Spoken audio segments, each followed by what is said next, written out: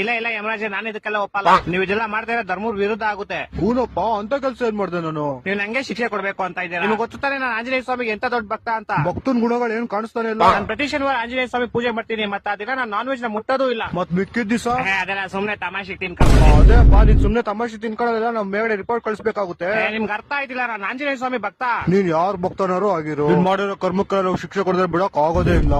S, ದೇವ್ರು ಬಂದ್ಬಿಟ್ರು. ಓ ಹನುಮಾನ್, ನೀನ್ ಇಲ್ಲಿ? ಎಲ್ಲಿ ನನ್ ಭಕ್ತ ಸಂಕಟದಲ್ಲಿರ್ತಾನೋ ಅಲ್ಲಿ ನಾನು ಬರ್ಲೇಬೇಕು. ಅಯ್ಯೋ, ಯಾವ ಸುಮ್ಮನೆ ಭಕ್ತ, ಅವ್ನ್ ಸ್ವಾರ್ಥಕ್ಕೋಸ್ಕರ ಪಾಪ ಮೂಕ್ ಪ್ರಾಣಿಗಳ್ ಹತ್ಯೆ ಮಾಡ್ತಿದ್ದ. ಆದ್ರೆ ಶನಿವಾರ ಮಾಡಿಲ್ವಲ್ಲ. ಏನ್ ಹೇಳ್ತಾ ಇದೀರಾ ನೀವು? ಇವ್ನು 18 ವರ್ಷದ ವಯಸ್ಸಿಂದಾನೆ ಪ್ರತಿ ಶನಿವಾರ ನಾನ್ ವೆಜ್ ತಿನ್ನೋದ್ ಬಿಟ್ಬಿಟ್ಟ. ಆ ಕಡೆಯಿಂದ ನೋಡು, ಇವ್ನು ಎಷ್ಟು ಪ್ರಾಣಿಗಳನ್ನ ಕಾಪಾಡೋನೆ, ಸರಿ ತಾನೆ?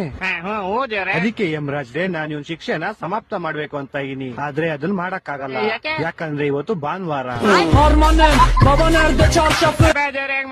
ಅಯ್ಯೋ ಹೌದಲ್ವಾ, ನಂಗೆ ಇವತ್ ಜ್ಞಾಪನ ಐತಿ, ಇವತ್ ಭಾನುವಾರ. ಅದಕ್ಕೆ ನಾವ್ ಇವ್ನಿಗೆ ಚಾವಟಿ ಹೊಡಿಯಕ್ ಆಗಲ್ಲ. ಮತ್ತೆ ಮೋಸ್ಟ್ಲಿ ನಾನು ಇವತ್ತು ಚಾವಟಿ ಹಿಡಿದು ತಪ್ಪಿಸ್ಕೊಂಡೆ ಅನ್ಸುತ್ತೆ. ನೀವಿಬ್ರು ಹಿಂದೆ ಏನ್ ನೋಡ್ತಾ ಇದ್ದೀರಾ? ಮಂಗಲ ಭಾವನ ಬೆಂಕಿಲ್ ಹಾಕೋಣ. ನಿಮ್ಮಿಷ್ಟ ಯಮರಾಜ್ರೆ. ಇದೆಲ್ಲ ಗೊತ್ತಾಯ್ತು.